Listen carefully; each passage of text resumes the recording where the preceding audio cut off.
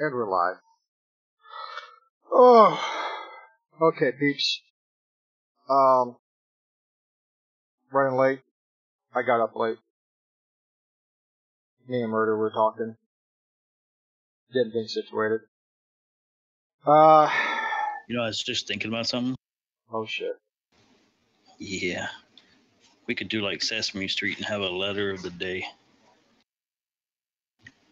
And have like word of the week. Oh shit. That's 2 words. You're That's not a good letter. at math, are you? No, it's a letter and a word. Okay, so we're gonna leave the H off, huh? Okay. Yeah. See, we got the letter and we got the word. Word of the week and letter of the week. Oh, and shit. Yeah. Write that down, kids. Tell your parents all about it. Alright, so, everybody knows Steam has their review section for every game. And a lot of us have placed their reviews for games on Steam. Now, after people have put their review up, they have gone back and because they didn't like something that happened to them in the game, they didn't post a negative review. And it's just because, you know, they're salty. I have seen this happen extensively for many different games. Ark was probably one of the biggest I've seen it happen for. And Steam is now trying to fight that by using what they call diagrams. And the diagrams showing that there were all these reviews before, and now because something happened within the game, now you're seeing these same people giving negative reviews, or seeing half these people giving negative reviews now, changing the review that they had before. Trying to hurt the company in the pocket. Well, now, you know me. I'm gonna be the other side of the coin most of the time. Yeah. Isn't, you know, as you know, you leave reviews to the public, you know, you open up a review section to the public, is that not their right if something makes them unhappy to go back and change their review?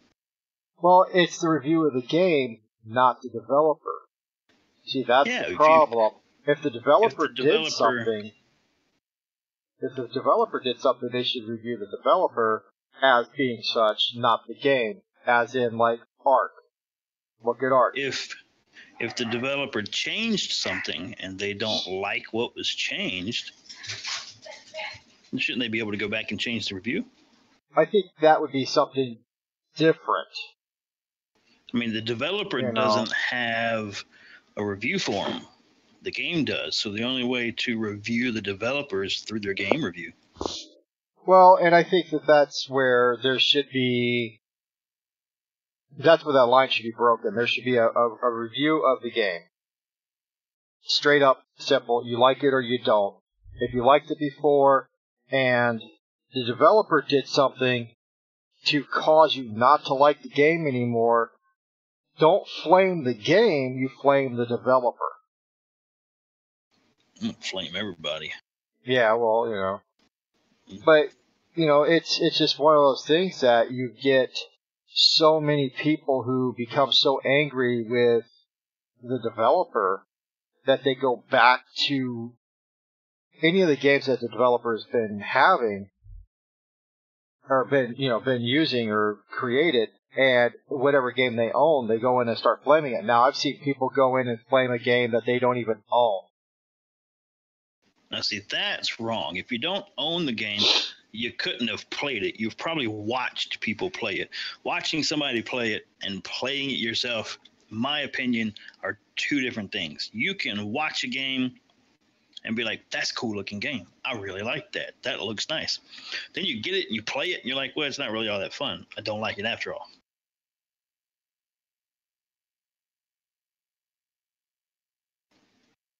I think a lot of what they're talking about is where people have come in, made a bad review of the game because they don't own it. People who made good reviews and now they're saying bad things about it. I think that's where a lot of it is the problem. You got people on one side of the coin who genuinely didn't like the game even though they owned it, versus people who didn't like it because their favorite YouTube person didn't like it. Yeah, but those are just the ignorant idiots that let somebody else make their opinion for them. Yeah, and that's one of the things that they were talking about in this article was when that whole thing went down with PewDiePie. Remember that? Yeah. When he used that racial word, and yeah, and that is what caused a lot of his viewers to go and flame the game because he got burned by Campo Santo, who is the developer of Firewatch, and they filed a DMCA takedown against his video about the game or what he was doing in the game. They're making him take it down by filing that action against him. And the viewers or his subscribers, YouTube subscribers, then went and maliciously and falsely said stuff about the game because of him. And I think that's where a lot of, Steam or Valve has coming into saying, look, we got to stop this. We have to fix this because it's hurting the companies, not the game.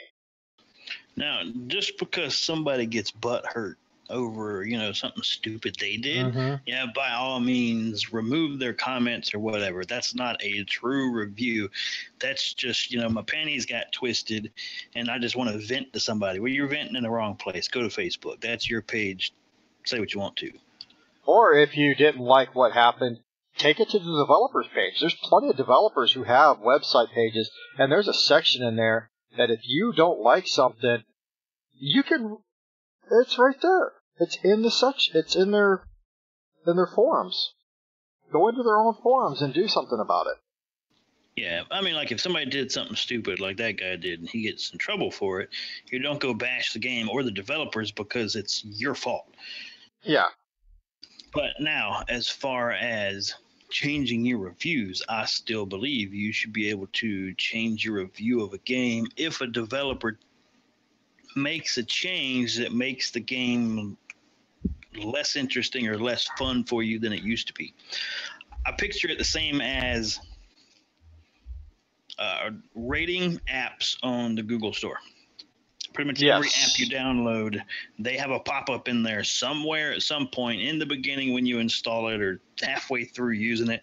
It pops up and says, hey, you want to give us a rating? So you go in and give them a rating. Now, I've done this before. Give a great rating. On an app that I use for a launcher for my phone, which changes the whole UI and everything. They recently went in and made a change that to me is more of a nuisance. Didn't make the app any worse. It just made it a little aggravating because they added an extra step to unlocking, and which is a pain to me because I already have fingerprint scanner. But anyway, I went back in and changed my review. Now, in the review, I didn't just say, oh, this app's a piece of crap, you shouldn't use it. I explained what I didn't like. I didn't go to the developer because to me, the developers should be watching their review pages. So I explained in there, this is a great app, but this has been changed and I don't like it. I reduced it down to 4 stars instead of 5 and told them, hey, if you can fix this, I'll change my review. Yes, and I think that's one of the things. You're right. People are allowed to change their reviews if the developer is at fault for that portion of the game. But if they have no control over the way you played your game or the way the game went when you were playing it, and they have no control over that because it's not on them, it's somebody else or you're just a shitty player, you can't just go and change your review and say, oh, it's shit. Yeah. Yeah. You know, but like I'm going to go back to it again, and I know that it's just one of those things, but it's the prime example. Ark came out with a DLC paid while they were still in early access, You're and still stuck. I am still stuck on it only because. And I didn't agree with it, even though I didn't like what they did. I did not like the fact that people went back into Ark, not Scorched Earth, but Ark reviews, and flamed the shit out of it. That was not right. And I think you could agree with that. If you didn't like that they did that, you can't just flame the game because of that. You blame the developer because of that. And that's that instance that I'm talking about where it's, the developer did something, yes, but it wasn't nothing that affected your play while you're playing Ark. True. And that's one of those instances where you just can't do that. It's wrong to do something like that. Yeah. Now, if, like you said, if it's, hey, I don't think y'all should charge for DLC while you're in early access, then yeah, you go review, you go tell the developer that, not bitch about the game saying that it's bad. But if they, for some reason, let's just pick something. Let's say that they made it so you can't ride dinosaurs anymore. Well, then, you go on there and you review the game itself at that point, in my opinion, and say, hey, you know what? I don't really like this game that much anymore because you made this change. I don't like that you can't ride dinosaurs, so now I don't like your game. Yes, and I agree with you on that. Because that's one of the core features you bought the game for, was to tame and ride dinos. Yeah, so I mean, something like, game changing like that, that may affect more than just you. You got to think, okay, is it really that big of a deal? Do you think it affected that many people and made that many people unhappy? Because it did for me. Yeah, I think this may be an okay review to go back and change. Like with the not being able to ride dinos or not being able to tame. Let's say that they make it so you can't tame just the flying ones. Yeah, that kind of sucks. You can still tame and ride other stuff, but then I think it would be okay to go back and change your review and be like, I don't like this change, so now I like your game less than I did before. Yeah, and you could say that. You could say that this is the reason why, but you have to give a valid reason. You get a lot of people who just spew nonsense, which is misguided reason in their eyes. I mean, you got guys who are flaming games just to flame them because they want to cause problems. What game was it I seen?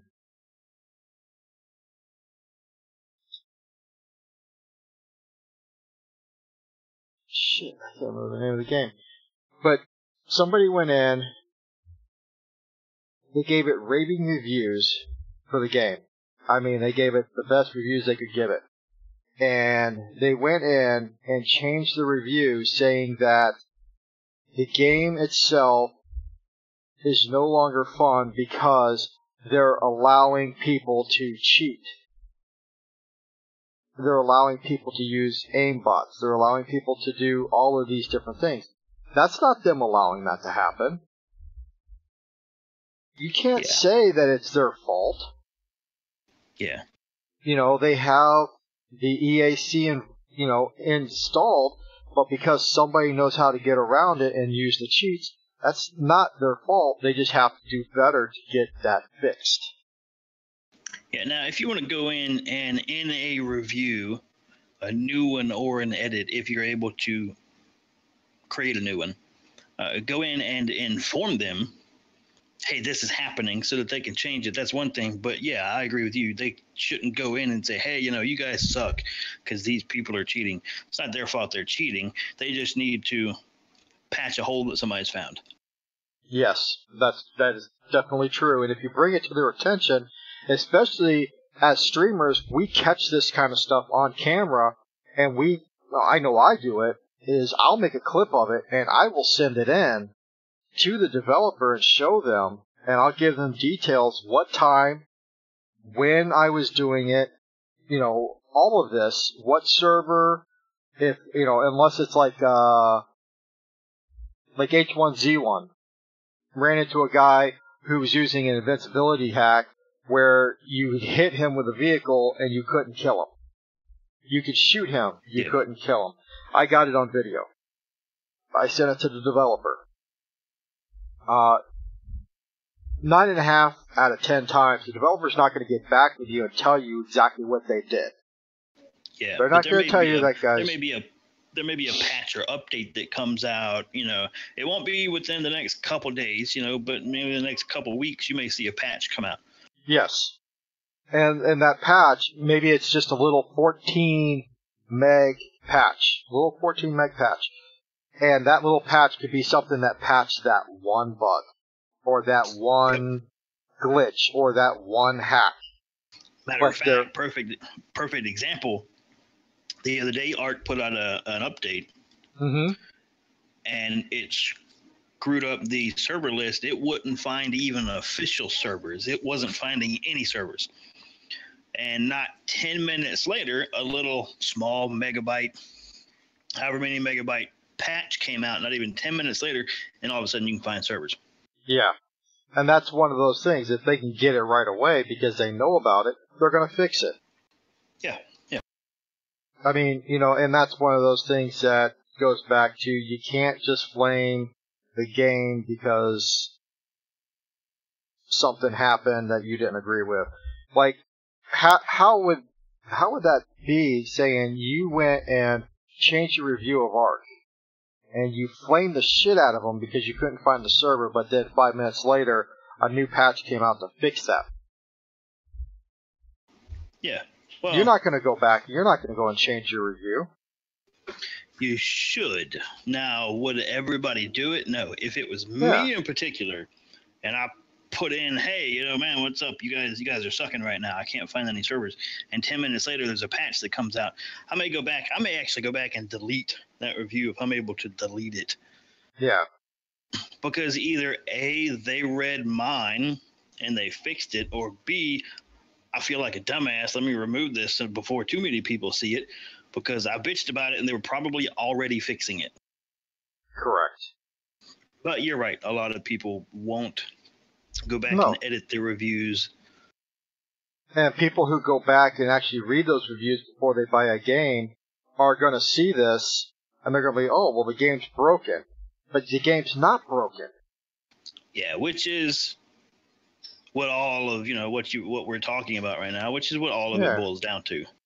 Yeah, exactly. Now, I had negative reviews that may not be valid anymore are left in the review thing. Yes, that is true. Now, I had a follower come into Discord, and Death was there, and he asked me about Ark. And I told him how I felt. I told him, Ark is worth the money. You just don't have to buy the DLCs to play the game, and you don't have to buy the DLCs to enjoy the maps, because they are coming out with Ragnarok, or Ragnarok is out, and Ragnarok is going to be one of those maps that incorporates a lot from every map, and is fantastic.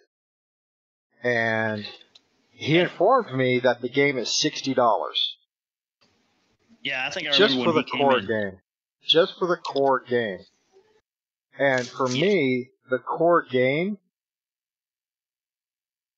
in my personal opinion, isn't worth the $60. It's worth the $20 that I originally paid for it. The core game, I'm saying. If I don't know, my opinion, if I'd never bought it during early, say I never even heard about it during early access, and I've recently seen people streaming it on Twitch. Hey, that looks kind of cool. Let me go see. That's a $60 game. Okay, one of two things. If I have the money, I'll probably buy it. If not, I'll probably wait until I can find it on sale somewhere a little bit cheaper. Well, and that was where I went to Kingwin, and I found it on Kingwin for $40. So that's not $60. That's $40. That's still more than the 20 you paid for it. You're damn skippy. So, in my opinion, it's the same thing. It's a different amount of money. It's a different amount of money, but is it worth X amount versus early access? $40, $60.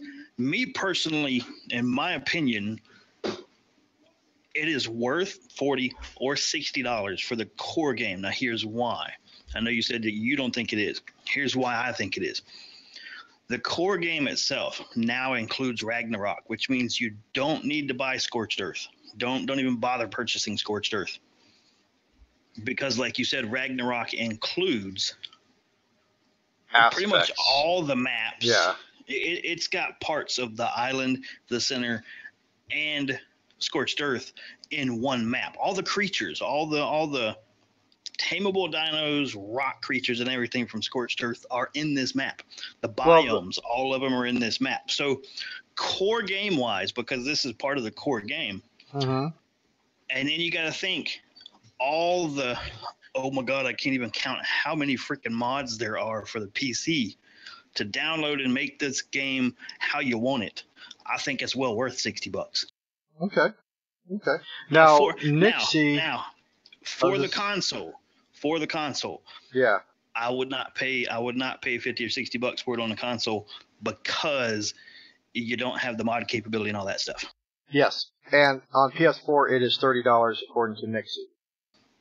Okay, that's not too bad. So I mean that's only about $10 more than what I would really pay for the game, or what I've actually paid for the game. But that's on PS4, so I could see it being console, because console usually is more expensive than PC games. Yeah, well, on average, we have more avenues of alternative purchases for PC also. So yes, we do. Now, all in all, I think that them revamping the system to show graphs about what happened and when, reviews were this, and then all of a sudden something happened and bam, the reviews went down to this. I think that is a system that can be implemented and used, but how many people are actually going to use it? Yeah. Most people are going to look at the reviews. They're going to read the reviews before they look at some graph. So, and in all honesty, I think people who actually own the game can put their opinions in there, but if you don't own the game, I have to say, shut the hell up. Yeah, if you don't own it, if you've never played the game, and I'm not talking about I played it on console, so now you're going to go on Steam or something or some shit and review the PC version. That doesn't count. They're totally different. My son plays console, and I'm going to tell you what, honestly, it sucks because on console, check this shit out. You start on the island, you can't play the center or Ragnarok until you ascend on the island. Oh. Even if you set up another console as a dedicated server so you don't have the tethering effect. Yes. You still, I can set up my Xbox One as a dedicated server for him and his friends and set it up to use the Ragnarok map. They cannot get on it unless they've ascended to the level to use Ragnarok. Wow. Yeah, that's and Nixie says Amazon uses tag reviewers saying they are verified purchasers of a game or a purchaser of an item. Yeah. And I think that would be something that they should put into Valve's Steam reviews is, are they verified? Do they actually own this game? Is it a verified owner of the game saying this? Yeah. Yeah, I don't think you should be able to, like you said, you shouldn't be able to do a review unless you own the game and have played it. I mean, at least, I'm not talking about, I gave it 30 minutes and I kept dying from stuff. You're going to die in this game. Death's got over 1,000 hours. You've got just under 1,000. I have just over 1,000 now. Well, it doesn't count when you leave it on the menu for like 5-6 hours at a time. But, no, I don't. Kiss my ass. Yeah, you do. Quit lying, asshole. But yeah, we've got a lot between the three of us. We've got close to 3,000 hours in this game, and we start maps and die over and over and over. So don't put 30 minutes in the game die a whole bunch and say, oh, this game sucks. Put a couple hours in it, then say the game sucks. Yeah, I mean, and that's the thing. One of the, what was it? We started the Ragnarok map. When me and you first started the map, just before Death started it, how many times did we die consistently over and over and over again to a damn trike? Oh, dude, or anything. I mean, we had bodies littering that beach, dude. Yeah. And I think that in itself, we found it funny. But you get people who are just so butthurt over dying for no reason. Some people we know in particular. Not naming any names, but some people we know in particular, that got all upset because they couldn't play.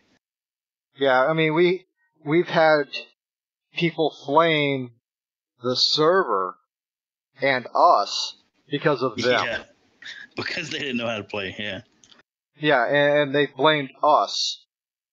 And because they were inconsiderate. That's another problem, too, on a lot of games. Is you get a lot of inconsiderate people who are users and abusers of other people. Oh, and when you put a stop to it, they turn around and they will just flame the hell out of you. And we both have seen it happen. Yeah.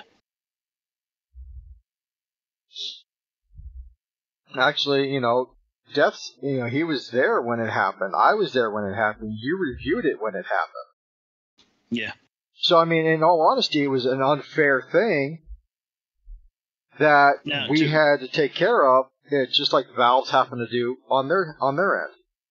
Now, to be fair, to explain to people who are watching who may not know, like I said, between the three of us, we have almost 3,000 hours in this game. Really close to 3,000 hours. So we know what we're doing. I'm not saying we're pros or nothing, but we can get from A to B, build some shit, tame some shit. We set up servers to challenge ourselves a little bit. We don't want to make it like really super impossible like we did in the beginning, and I had it set on 600 for wild dinos. We were getting our asses beat down by some big ass dinos, so we had to tone it back down to 300. But with that in mind, we don't mind helping people. We know that some people don't know how to play. Grimm's got his kids on the server, which is fine. We helped them out, but at the same time, they got to learn their own stuff. But some people come into our server and complain about the settings, and it's like, look, we don't mind helping you. The server is set up for us, but anybody who wants to join is welcome, but we're not going to babysit you and hand you shit. No. And that's one of the things. If you just purchased the game, say you just purchased the game and you came into one of our servers, we would help you learn the game. But we're not going to play the game for you. Yeah, we're not going to follow you around and protect you and kill stuff so that you don't get eaten. We'll tell you, you need to do this, you need to do that, or maybe, hey, here's some resources to help start you out. But you're going to have to die on your own. You're going to have to learn how to avoid certain dinosaurs when you see them. And take our advice. Take our advice. When we tell you don't spawn over there, don't spawn there. Yeah. It's that simple. You spawn there, you're going to die. We don't mind helping people with teaching them how to play, but don't expect 24/7 handouts. Yeah. I mean, then that and what was really messed up about it is it was another streamer. Yeah. And that really, I'm sorry, but you just don't go after another streamer and say, this streamer and this streamer are using this server and they're doing this and they're trash, when 10 minutes prior in your stream you were saying this is a great server. Well, it's the streamer's unwritten etiquette book. A no-no occurred. You don't, not just if you're on their server, but in general, you don't trash another streamer by name while you're live on stream. No, you don't.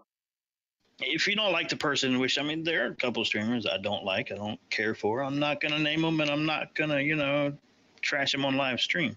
You just don't talk about them. You go in and do your thing. Mm-hmm. That's exactly it.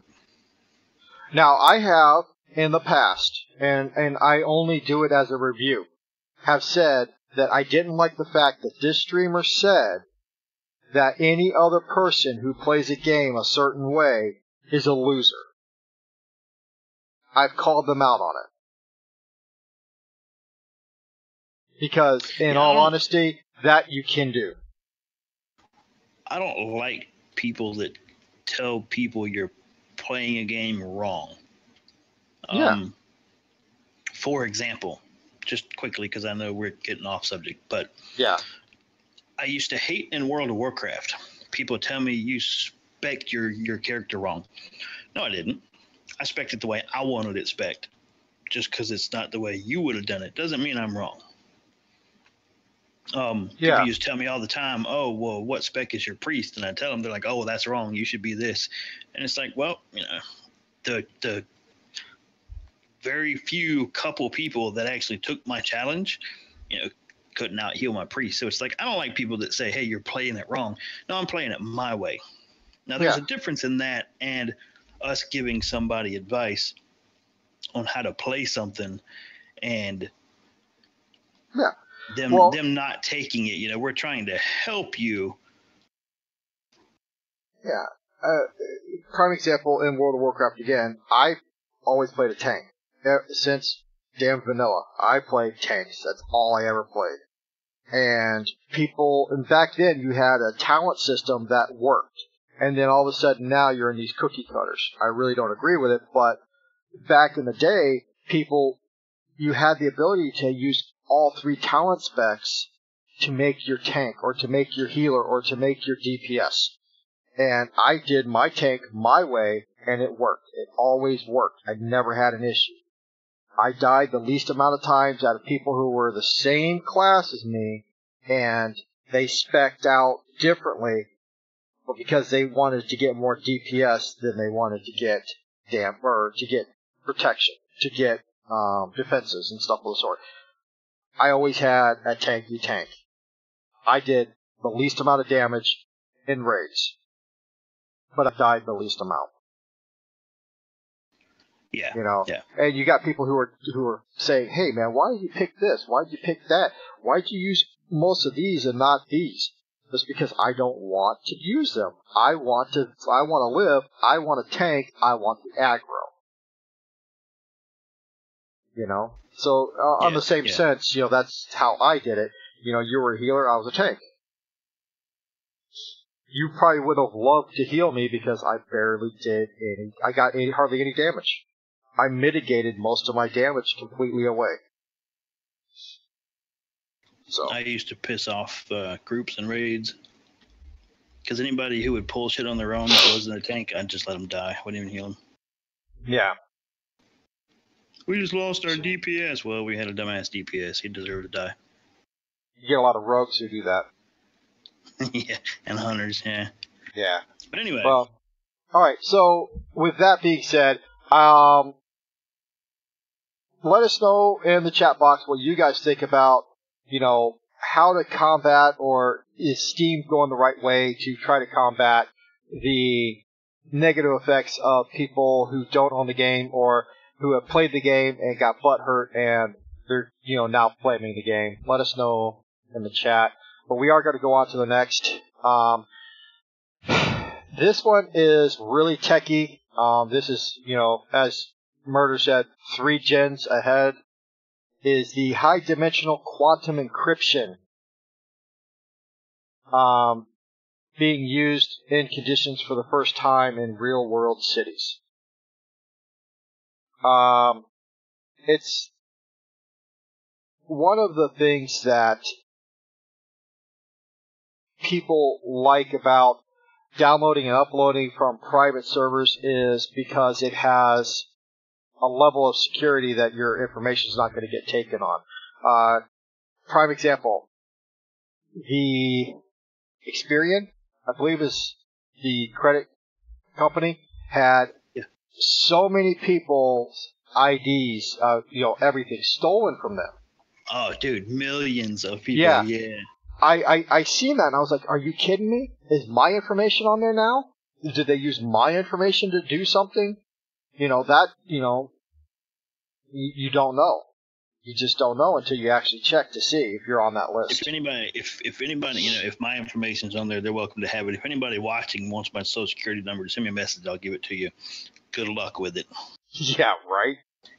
The only thing you can do to my credit at this point is make it better. So have at it. That's exactly it.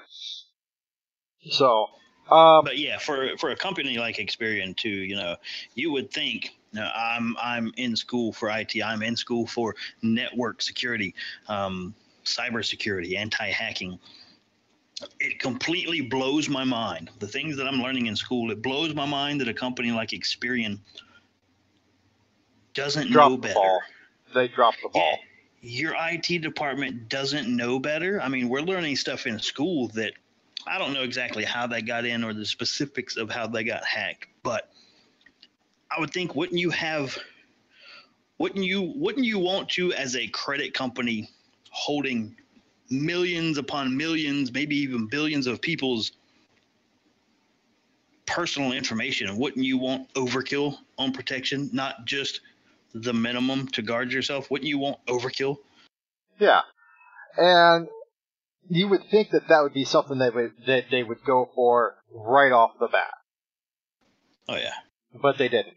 Now, we're looking at here, it says, for the first time, researchers have sent a quantum security message containing more than 1 bit of information per photon through the air above a city. The demonstration showed that could one day be practical use for high-capacity, free-space quantum communications. This would then create a highly secure link between ground-based networks and satellites, and a requirement for creating a global quantum encryption network. Now, I'm not an IT guy. I won't even pretend to be an IT guy. But if somebody's going to be using something to protect my information, or if I can use something to protect my information to go from point A to point B, I would prefer something similar to this. Now, my thing is, being an IT guy in NetSec, I've learned everything is hackable. Everything. There's not a safe place on this planet that's not hackable. It may be safe right now. I guarantee you somebody's working on breaking in. Yeah, I think the only real secure way is to even just keep it on yourself. And that, in general, isn't really hacking. That's stealing when you get to that point. Yeah, but I mean, I say that for this reason, because how long will this technology be secure until somebody finds a way or builds something that can intercept and decrypt the information being sent? Yeah. Now, there was a talk that we did some time ago. Last year, I believe it was. We talked about the internet that they were starting to use in certain cities where the encryption key was not sent with the information. The encryption key was on the far end where it was received, where you sent the information was encrypted on a 512, I believe it was, bit encryption, and you could not decrypt it until it got to where it was going. And if anywhere in between the line that it was lost, the encryption key was destroyed. So that information was lost in transit and it could not be decrypted unless somebody had the ability to decrypt 512-bit encryption, which is damn hard. Yeah, near impossible. Well, say near impossible. Anything Probable. with hacking is possible. It's really, really, really hard to do. The amount of time and resources, meaning computer resources, huge, massive mainframe type resources it would take and the amount of time it would take those huge, massive mainframes to decrypt that big of a key, I mean, that's a lot. It's not even worth some information is probably not even worth it. Most hackers won't try. I mean, I'm sure you have a couple out there that are, just for shits and giggles, I'm going to run this on this machine for the next 30 years and see if it eventually cracks it and go on doing something else. But yeah, to most people, it's not worth it.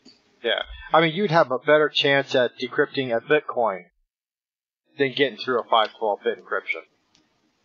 Yeah, have you seen some of those Bitcoin Yes, computers? I have. Yes, I have.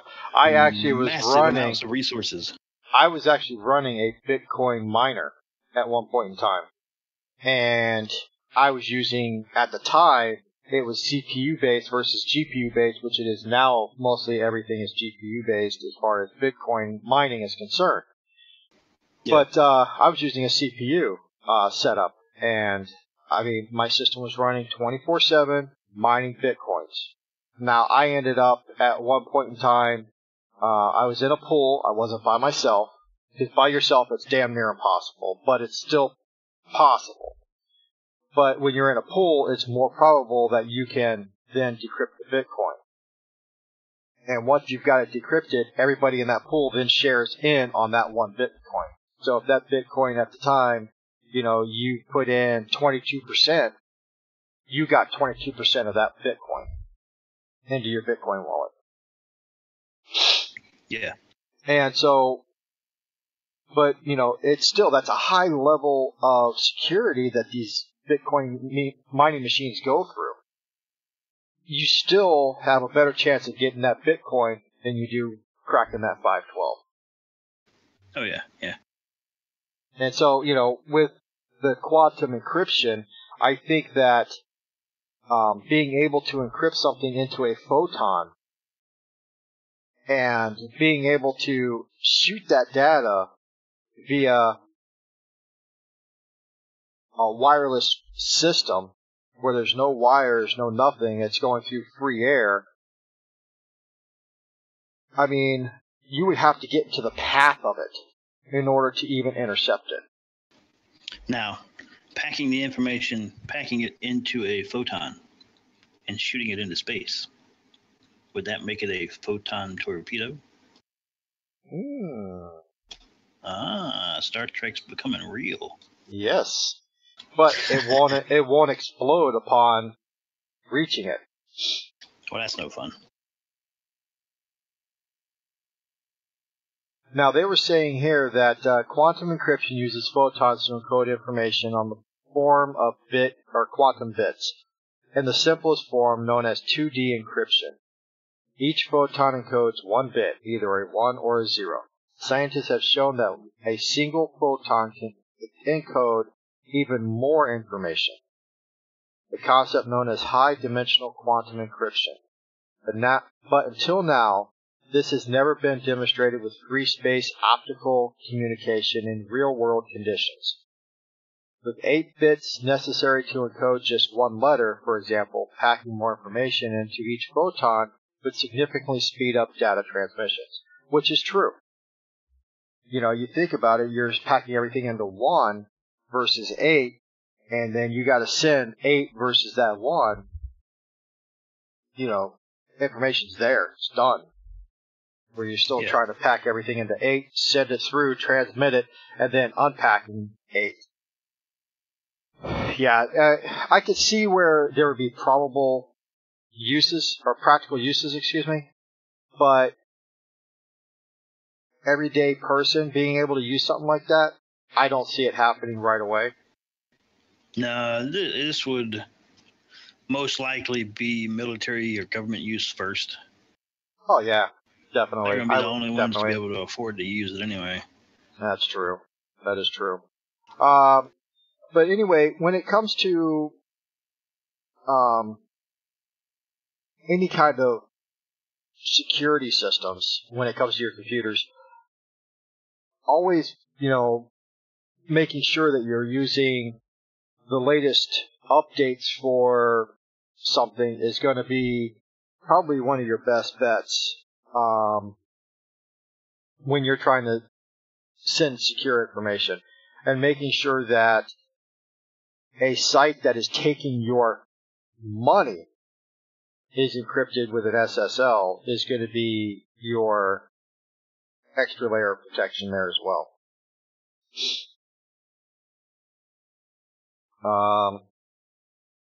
What are your actual thoughts on this type of encryption, all in all?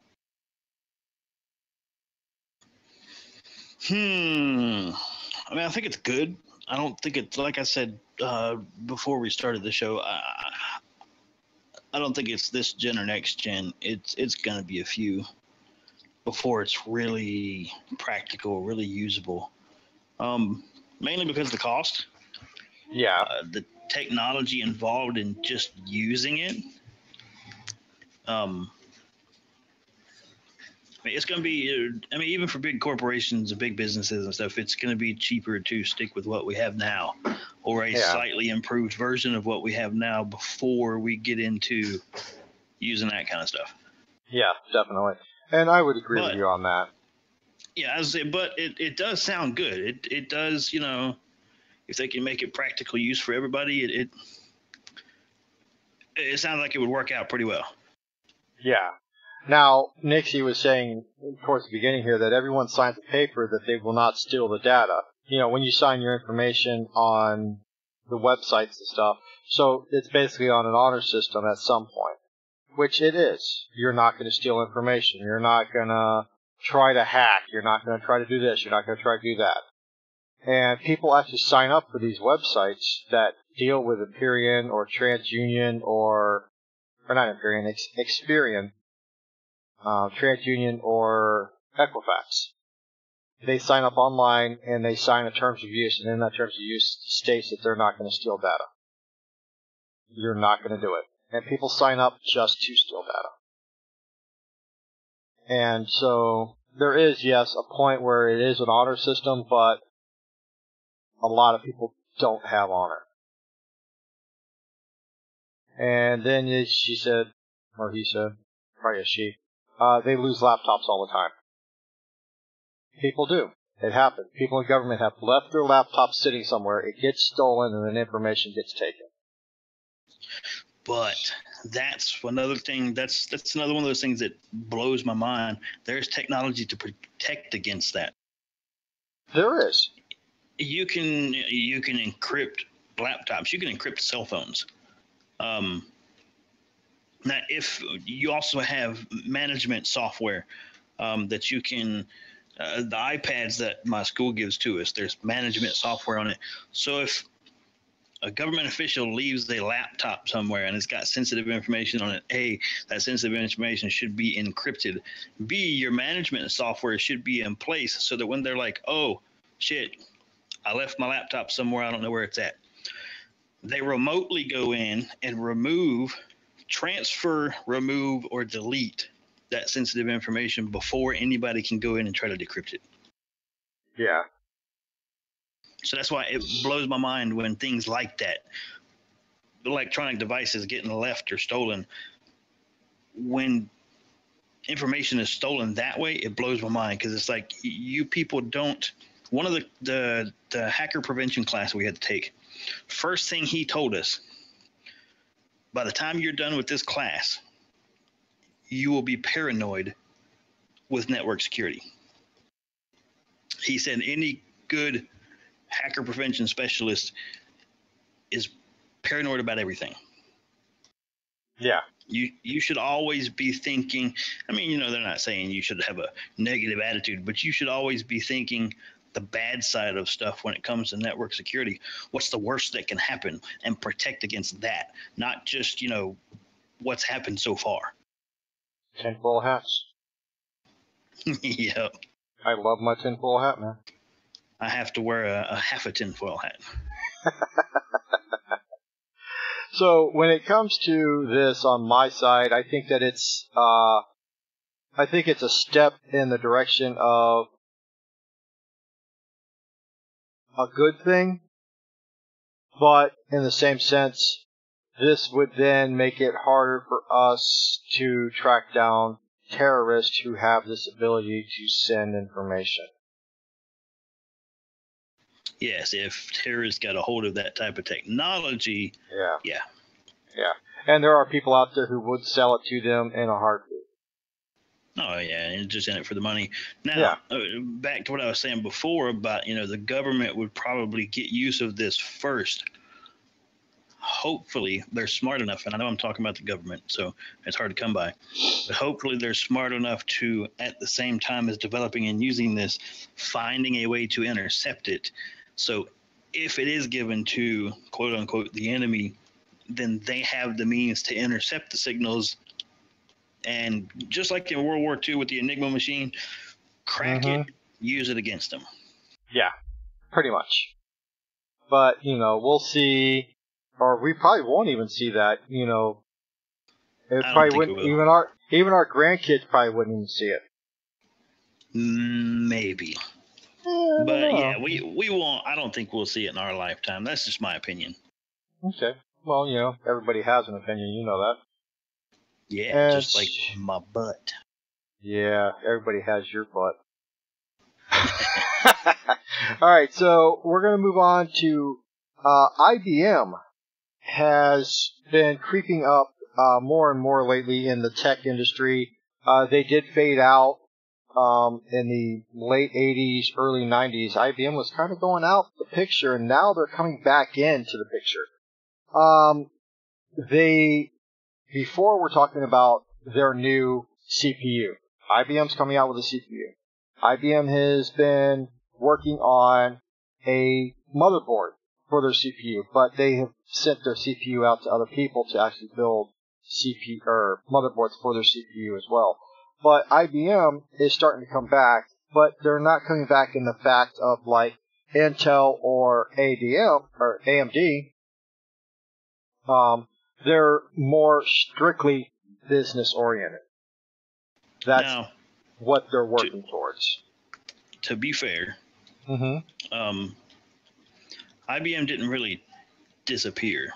You are right. They disappeared from the public eye. Yes. IBM has been making. Well, I mean, they've always made the IBM ThinkPads, the laptops and stuff that are pretty shitty, in my honest opinion. But that's just in the public eye. They have been, business-wise, corporation-wise, they have always been making servers and mainframes. Yes. Nobody hears about that because, unless you're in IT or a tech geek, you're not really going to hear about that. So. Yes. And I know that IBM, like back when I was a kid, IBM made computers. They made typewriters. They, made this. They made that. IBM was big. IBM was huge. They were in the public's eye. So you've seen them more often. And then as time went on, you stopped seeing them as far as the public is concerned. You stopped seeing them with laptops. You stopped seeing them with computers. I mean, full-blown computers like the old 386s, the 486s. Even before those, IBM was on top of the world, and they kind of got beaten out in a lot of different aspects. So they couldn't compete. So they went and they compressed their computers. They compressed everything down. They made themselves a small little ball, and now that ball is starting to open up. We're looking at, on Tuesday of this week, they launched the Linux One Emperor 2 second generation open source, this is a mouthful, mainframe computer system. And this was at the Open Source Summit that just happened in Los Angeles. They are talking that they have set up a new model for a layer of security and privacy that is not seen in any other Linux-based platform before. Pop quiz for the viewers. Don't Google it. What's IBM stand for?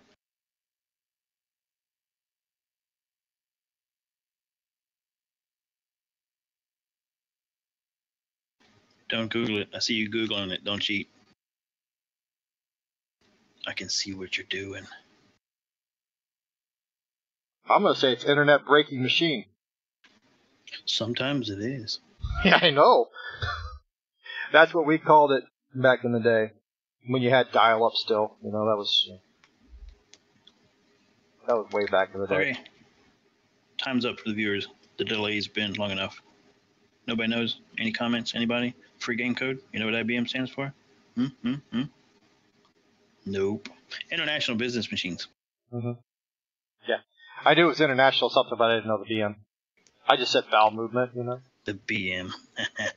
The bowel movement. They used to be, when they, in their early infancy, they were big on copy machines and stuff like that. Did she? She doesn't have her headset on, so she didn't hear you. But she knew what it meant. She just mouthed it to me. Yeah, they were big into copy machines in their earliness. Yeah. Yeah, she's got her master's in computers something or another. She's a biz. She's smart. Master. So she thinks she's smart now, huh? She is smart. But anyway, IBM's coming out with this new system, and everybody knows that. Well, I should say everybody knows. Oh, okay. Well, tell her. Imagine that. Tell her if she's so smart. I got a question for her, and it's worth a free game. He says he's got a code for you if you can answer the next question. She says she doesn't need any codes. She said she'll listen to the question. What's my middle name? Oh, damn. Good luck, because it's not on Facebook either. Ha.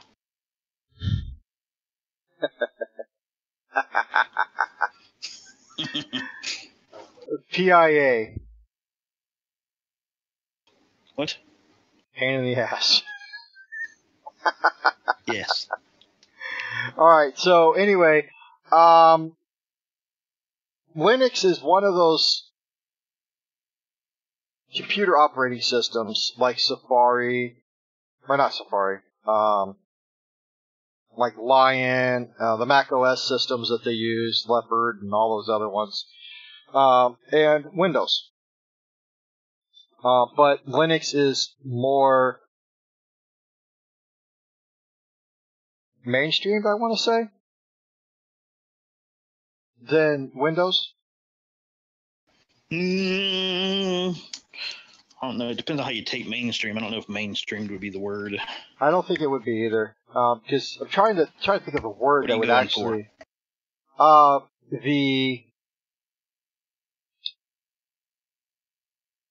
It has less bells and whistles. It's a little less user friendly, but if you know how to use it, it's a system that could do pretty much anything you want it to do. Pretty much. Not everything, but pretty much everything you want to do. And I don't know the use of the word I want to use there either.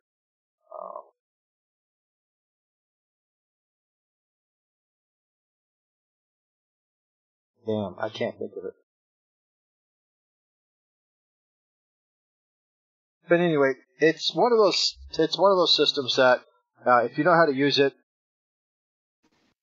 you've got a foot up on people who have never used it before. You kind of got to know a little bit. Yes, it is a little bit more tech savvy. You are correct. There are people who have tech backgrounds who use it. I use it. In fact, for building websites, and it works fantastic for building websites, unlike Windows. And that's from my experience of using both. But Linux is a platform that, if you know how to use it, it works well. Murder has stated the fact that not everybody uses it because it's not user-friendly. Am I correct? Murder. Now I can hear you. Oh, now you can hear me. I was saying that. On Am I choppy? Discord there. Okay, sorry. You were saying before that people don't use Linux because, one, it's not practical in the application for a lot of businesses. Yeah. And if you're not tech savvy, it's really not something you would want to use because it does use a lot of commands and there's a lot of typewriting versus pointing and clicking, which is what Windows is. It's not as automated as Windows is. That's a good word. That is a good word, automated. Windows is you click a button that says install. It may ask you one or two questions, and that's it. It does everything else itself. It goes to whatever website, it opens whatever file, it unzips this, it places it into the folder where it needs to be, installs it into your directory, your fuck, my mind went blank. Your registry and all that stuff on its own. Yeah. With Linux, you've got to, for the most part, not all of them, there are some of them that are fairly automated, but for the most part, you've got to tell it where to go to get the file, tell it where to put it, then you got to tell it to unpack it, and all that stuff. So you've got to command it to do each of those things. So it's not you got to command automated. You got to get it to get, and then to put. That's pretty much what a lot of it is you're getting the information, and then you got to take and put that information into different areas. Now, Nixie pointed out that normally more back-end programmers tend to use something like Linux. Hackers like Linux also. Yes, because it's very simple to create scripts inside of Linux. Oh, yeah. But they do not like to hack Linux systems. No. Well, there's not much. My opinion again. Yeah. Because you know how I am with Linux. Well, you know how I am with Linux. My opinion again, there's not much valuable information put on Linux systems. That is true. Because of the user permissions. Plus, Linux isn't hard to hack, so hackers like a challenge. Yeah, that's why people say that Apple is unhackable. Even though Google already did it. Exactly. And openly paid the fine. Yes, they did. Just to prove a point. All right, so back to IBM. IBM, the system is using the most advanced enterprise Linux platform anywhere, IBM has said. And it features the fastest microprocessor in the industry and the unique I.O. architecture with up to 64 cores dedicated to the I.O. processing. Linux One has highly engineered the platform with unique security, data privacy, and regulatory compliance capabilities, combined with a design optimized for data serving and transaction processing at extreme scales. And that's in accordance to Ross Murray, which is the general manager of IBM Linux One. And they created this only because back in 2016, 4 billion data records were lost or stolen. And they want to combat this. And this is why they started working with the system that they have now. They said that in 2015, it was 556% less than in 2016. Meaning that there was a big jump from one year to the next just in lost or stolen data.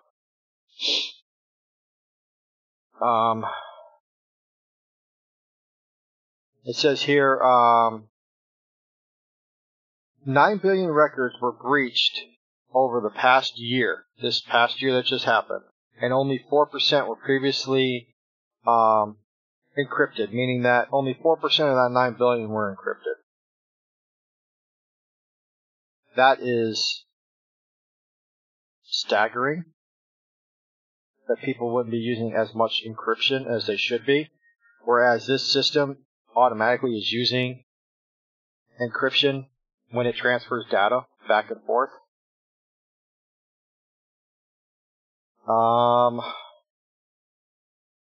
This system is a vertically integrated, shared everything design, allows up to support of 17 terabyte Mongo database enterprise instance in a single system, with up to 10 times better read and write latency than the x86 based implementation, according to IBM.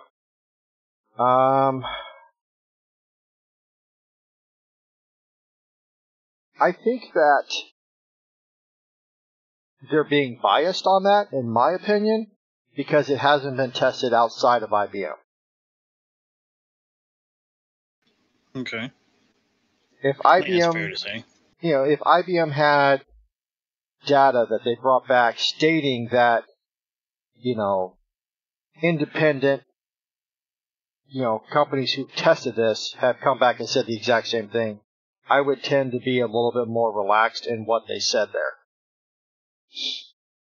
But to have something that's 10 times better than any x86 based implementation, that's huge. 10 times?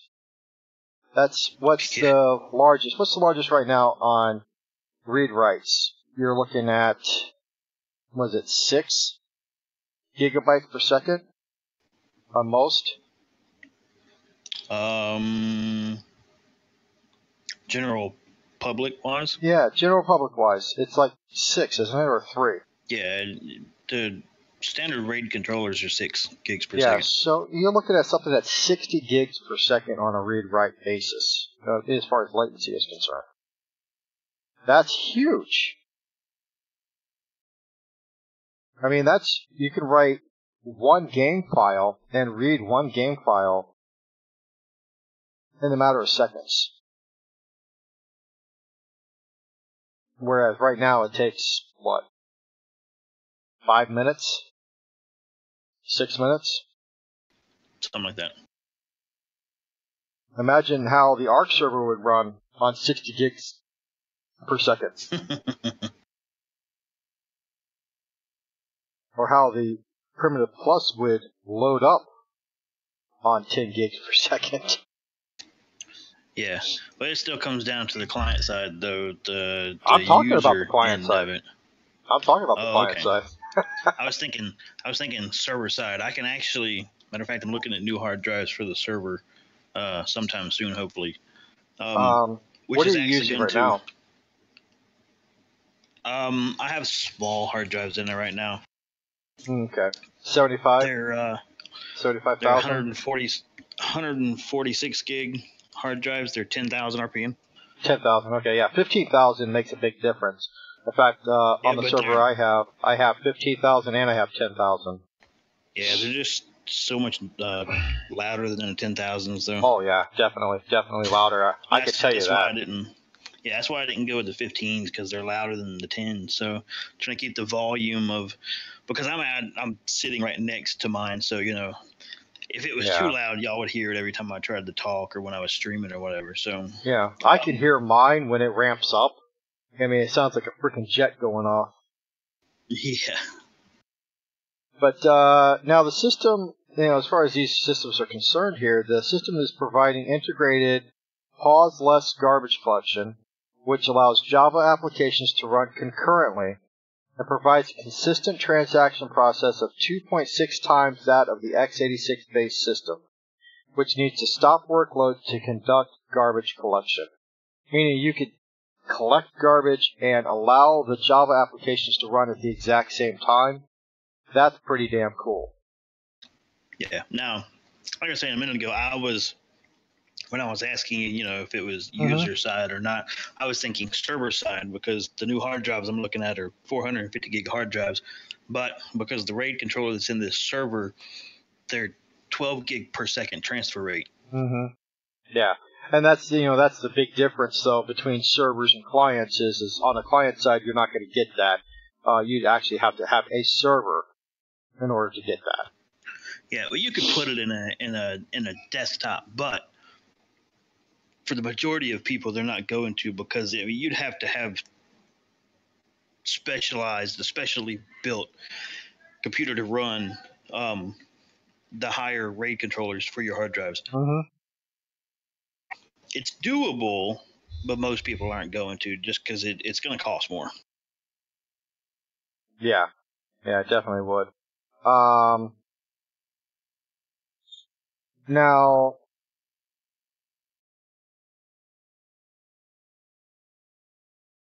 IBM did state that something being open source does not make it less secure because it's open source, but it is true that many new generation open source projects focus on capability enablement before they focus on high security assurance, especially in the early days of the project. And that's from IBM's Figwe, I believe, who is their internet security guy, or their information security guy, or whatever you want to call him. But that being stated, it is true when it comes to Linux. You got people who are creating open source projects. Look at OBS. That's open source. I don't think there's any real security to OBS. You open it up, you're not signing into it, you're not doing anything. It's just a program that opens up on your computer. Yeah. I mean, the only security is whatever you have on your computer for people getting into your computer. So that's it. That's exactly it.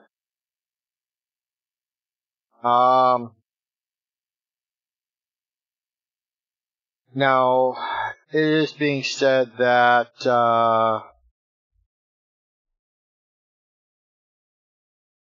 and I could see this actually, this is actually what I've seen, is Linux is on the rise in certain areas.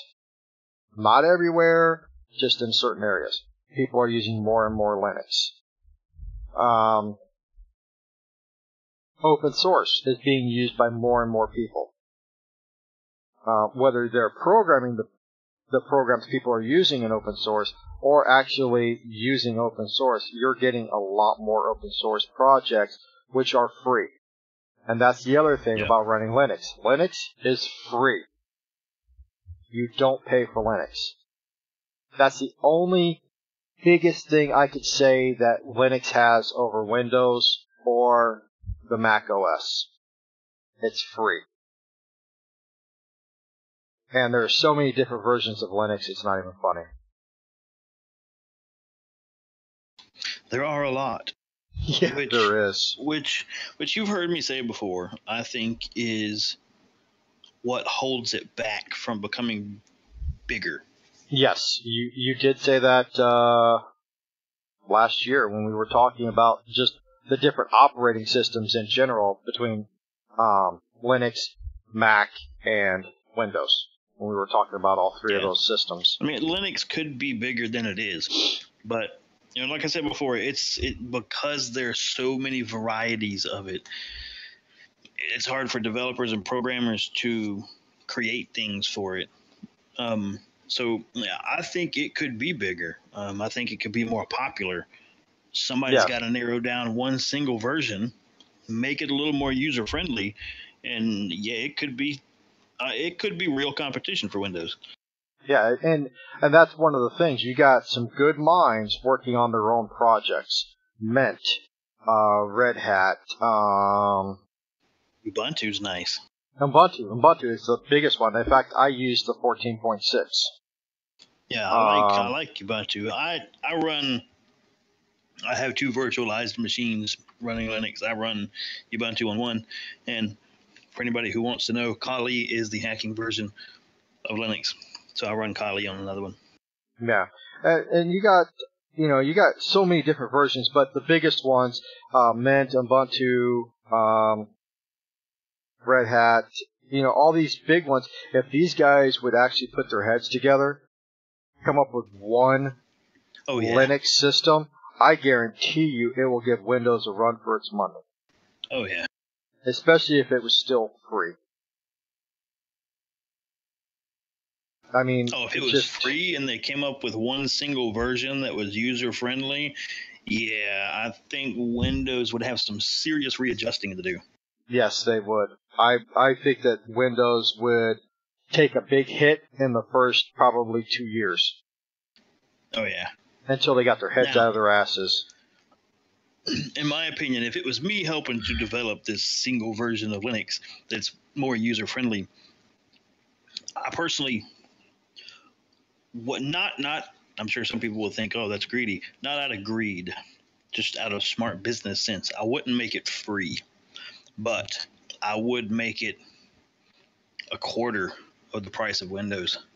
Oh you get my Windows God! for Yeah. You get Windows for $100. I'd sell this version of Linux for like $20-$25 a piece, cheap. I mean, so that you could just throw 100 of them on the shelf in Walmart and everybody can buy one. Yeah. Well, and I personally would develop a developer's edition of it and a everyday user's version of it. Oh yeah. I mean, or what they call the enterprise here in Windows. They call it the enterprise edition. Where you got so many more bells and whistles, but that's because you're using those bells and whistles, like on Windows Server 2012, 2016, 2008. They have all these bells and whistles that are involved with the server sides of it, and I think that's one of the things that Linux does have over Windows is for building a server or a client side, you could use the exact same system or the exact same operating system. You don't have to modify it. It's not a modified system. Yeah. So I think that's the one thing that Linux has over them when it comes to the types and differences between Windows and Linux. Yeah. Ooh. Sorry. It's already 9 o'clock. Hey, that's cool. Yeah, it is. All right, so all in all, I think IBM, if they can get this up and off the ground, and Linux 1 Emperor 2 security, IBM security systems, as far as their, because it's a actual mainframe. If they can get this out there and it does what they say it could do, it could really do some serious work that needs to be done inside of some businesses. Handling those loads of taking away from adding or subtracting the words.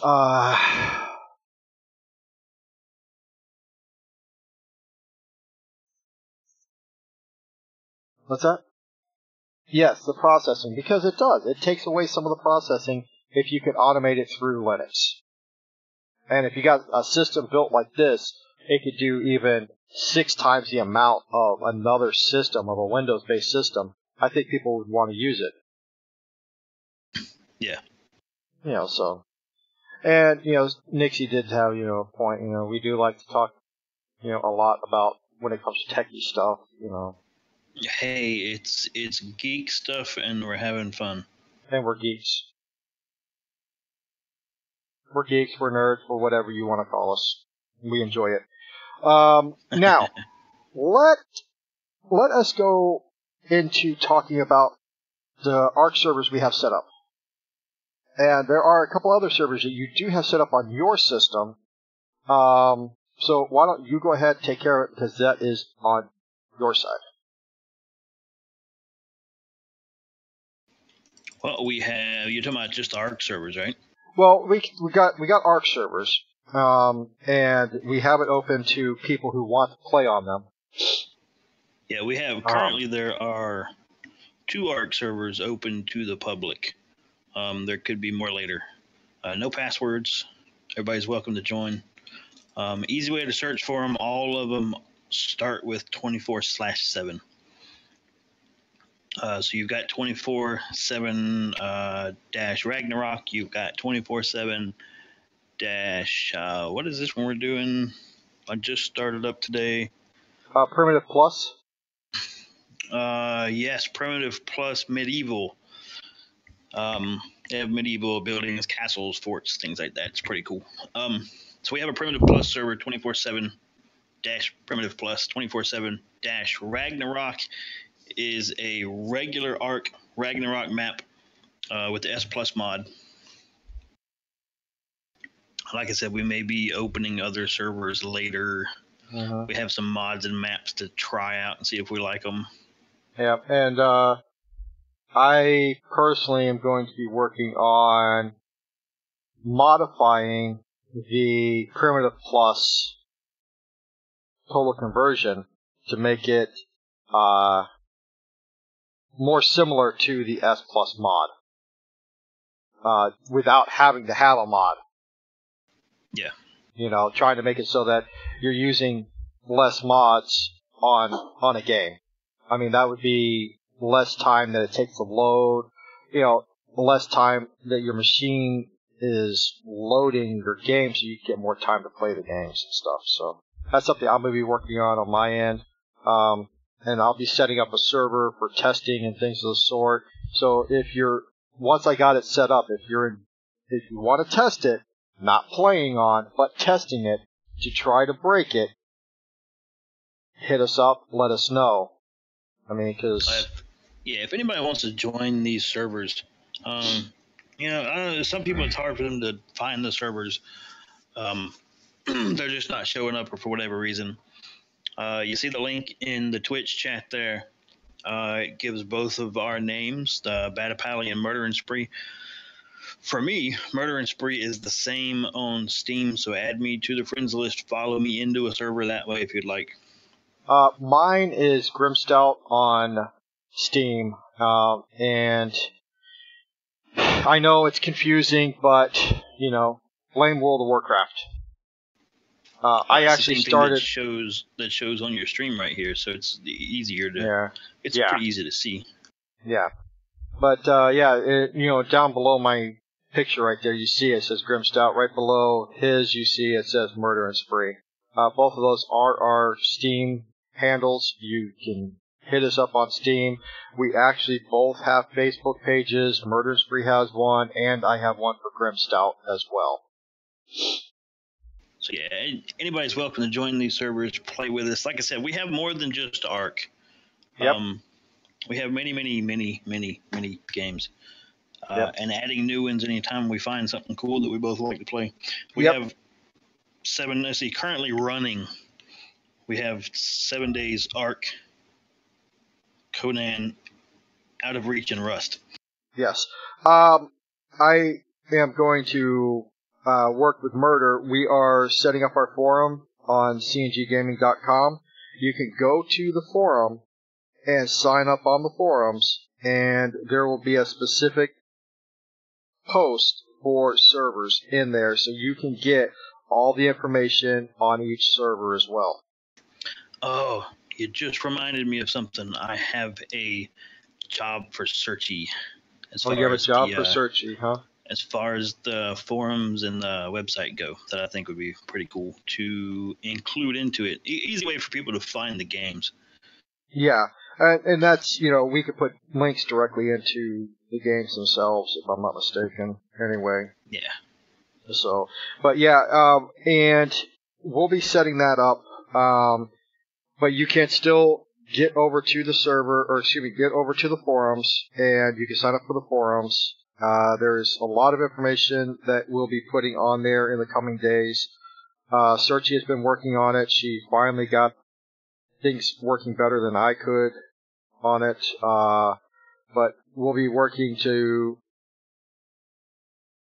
make it more user-friendly. Right now we kind of got a lot of things blocked because we don't want spamming.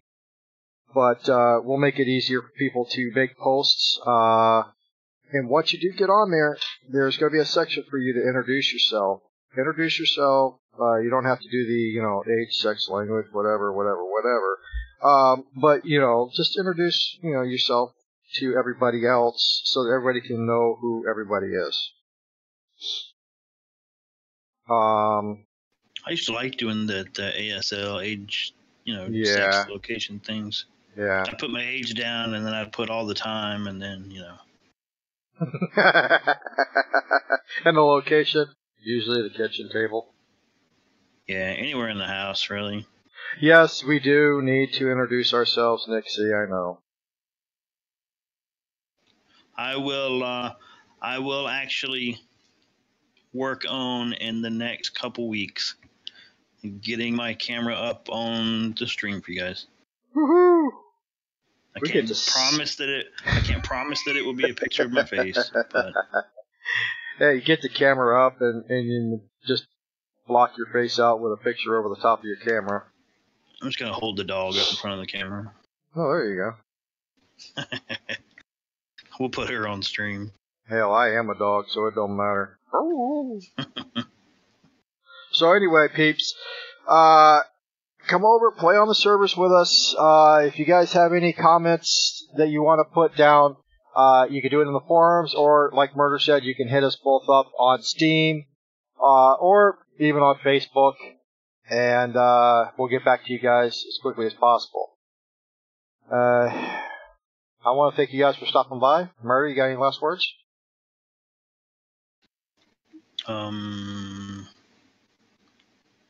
Yeah, I was gonna think of something funny, but I can't. I don't know. Because you're not a funny guy. Just funny looking. Hey, that's my job. Alright, peeps. Like I always say, friends don't let friends game alone. Peace.